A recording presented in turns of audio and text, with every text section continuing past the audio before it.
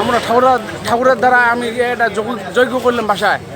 আর ভাইকে বললাম, ভাই কই যাচ্ছি? কয় যে বেটির বাড়ি সেতাবগঞ্জ যাবো। তারপর চলে গেল। আর যজ্ঞর লোকলা আমার সম্পূর্ণ জায়গায় এক জায়গা আছি।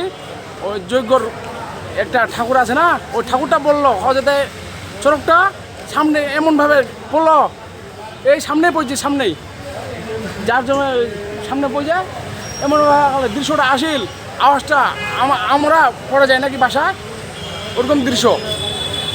আর একটা ভজ্জা কোনখানে দেখিয়েছিল, আমার নিজের ভজ্জা, ওই ভজ্জাটা নাকিতে বাসায় যা বললো, কাকা 3-4 জন পড়ে আছে তখনত, চড়ক পড়া হয় না, মারা গেছে। আসে না দেখছি, কাক ধরবা কোনো বুদ্ধি নাই, একলায় ভজ্জাটা তো আরো লোক। ওই ভাবিটা দোকান করেছিল, দোকান বন্ধ করার পর লোকজন বৃষ্টি পড়ছিল, ভদ্র পরগনায় 2 জন আহত, 2 জন মৃত্যু। নগদ নিয়ে এলো হার না মানা হার অফার।